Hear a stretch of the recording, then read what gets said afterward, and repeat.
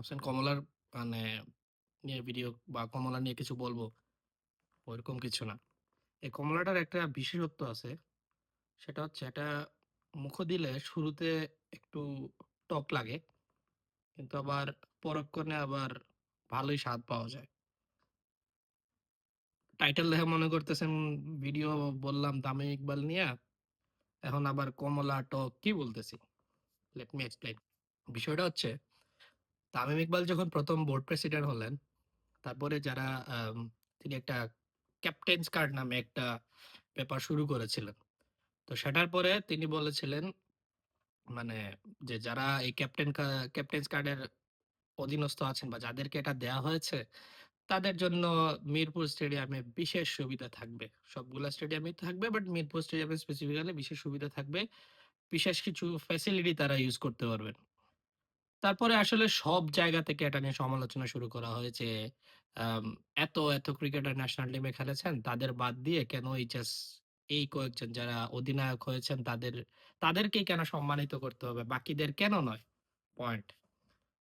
তামিম ইকবাল বিষয়টা আমলে নিয়েছেন এবং আ মিরপুর স্টেডিয়ামে লর্ডসের আদলে, লর্ডস না কিন্তু এখানে একটা বুঝার বিষয় আছে। লর্ডসের আদলে একটা স্ট্যান্ড করেছেন যেখানে বা একটা লাউঞ্জ করেছেন যেখানে জাতীয় দলে একদিনের জন্য হইলেও খেলেছেন এমন ক্রিকেটার যারা আছেন তাদের জন্য স্পেসিফিক সুবিধা থাকবে বা বিশেষ কিছু সুবিধা থাকবে। কালকে একটা ভিডিওতে আসলে পুরা আম যদিও এখনো ব্যালকনিটার কাজ বাকি, কিন্তু লাউঞ্জের কাজ শেষ হয়েছে। লাউঞ্জটা দেখলাম। বেশ আধুনিক মানে ব্যবস্থা এখানে রাখা হয়েছে। আম কোয়াব সভাপতি আ যিনি হবেন তার জন্য একটা কেবিন রাখা হয়েছে। কোয়াবের একটা মিটিং রুম রাখা হয়েছে। হাসি পাচ্ছে, তাই না? বাট এটাই বাস্তব। বাংলাদেশের ক্রিকেটারদের যেই সংগঠন কুয়াব সেটার একটা স্পেসিফিক জায়গা হলো, কুয়াবের একটা বসার জায়গা হচ্ছে, সেটা খুবই জরুরি ছিল। এখন কুয়াব সভাপতি বা কিংবা অন্য কিছু নিয়ে হয়তো আপনাদের একটু কোয়েশ্চেন থাকতে পারে। বাট এটা কুয়াব তো আর সভাপতি কেন্দ্রিক না। যে কেউ সভাপতি হইতে পারেন বিভিন্ন টার্মে। কিন্তু কুয়াবটা ইম্পোর্টেন্ট এখানে। সেকেন্ড হইতেছে এখানে প্রায় ৩০০ ক্রিকেটার একসাথে বসতে পারবেন বা এরকম একটা স্পেসিফিক জায়গা রাখা হয়েছে। ব্যালকনিতে কিছু চেয়ার দেওয়া হয়েছে। ভিতরে বেশ কমফোর্টেবল একটা জোন ক্রিয়েট করা হয়েছে। ক্রিকেটারদের ডাইনিং এর ব্যবস্থা করা হইছে। কিচেন রাখা হইছে।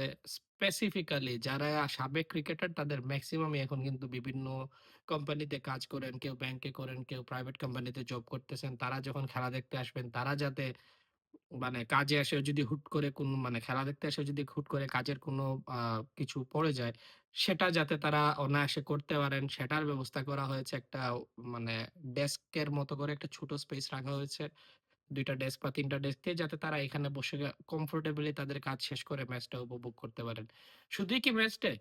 না, ম্যাচ ডে ছাড়াও আসলে এইখানে প্রত্যেকটা দিন যারা ক্রিকেটার আছেন বিসিবির অধীনস্থ, সেই ক্রিকেটাররা এখানে যাতায়াত করতে পারবেন। টাইগারস ডেন নাম দেওয়া হয়েছে সেই লাউঞ্জের এবং সেই লাউঞ্জ আসলে বিসিবির যারা কন্ট্রাক্টেড কিংবা কন্ট্রাক্টের বাইরে যারা ক্রিকেটার আছেন বা সাবেক ক্রিকেটার আছেন তারা এখানে অবাধে যাতায়াত করতে পারবেন। কিন্তু ম্যাচ যেদিন থাকবে বা যেকোনো সিরিজ গেলে সেখানে হচ্ছে যে এই খাবার ফেসিলিটি পাওয়া যাবে কিংবা বাদবাকি যে ফেসিলিটি গুলা পাওয়া যাবে, লাঞ্চ পাওয়া যাবে, ডিনার পাওয়া যাবে, সেগুলো আসলে নরমাল ডেতে অ্যারেঞ্জ করাও সম্ভব না। কিন্তু বাকি দিনগুলাতে যারা যাবেন তারা হয়তো চা কফির ব্যবস্থা এখানে থাকবে, কিন্তু তারা অবাধে সেখানে যেয়ে বসতে পারবেন বা নিজের অবসর সময়টা এখানে কাটাতে পারবেন। হুইচ ইস মানে খুবই একটা ব্রিলিয়ান্ট উদ্যোগ। আম খুব শীঘ্রই হয়তো এটা উদ্বোধন হবে। পিসিবি সভাপতি সেটা উদ্বোধন করবেন। কিন্তু যারা আসলে এতদিন তামিম ইকবালকে নিয়ে আম এই পুরা গালাগালি এই সেই হাবিজাবি যে ২-১ টা ভিডিও আমি হয়তো তামিম ইকবালকে নিয়ে বানিয়েছিলাম। দালাল ট্যাগ পেয়েছি, অনেক কিছুই পেয়েছি। কিন্তু কথা হচ্ছে ভাই, আমি তামিম ইকবাল আমাকে হয়তো চিনেনও না। আমি তামিম ইকবালের কোনো অন্ধ ভক্তও না। আমি তামিমের ভালো কাজের যেমন প্রশংসা করতে পারি, আমি হয়তো তামিম ইকবালের কোনো একটা কাজ যেটা আমার পছন্দ হয় নাই বা আমার কাছে মনে হয়েছে যে এই কাজটা আরো বেটার হইতে পারত, আমি সেটা নিয়ে সমালোচনাও করতে পারি। সুতরাং দালাল টেক দিতে আইসেন না, ভালোকে ভালো বলা শিখেন। ধন্যবাদ।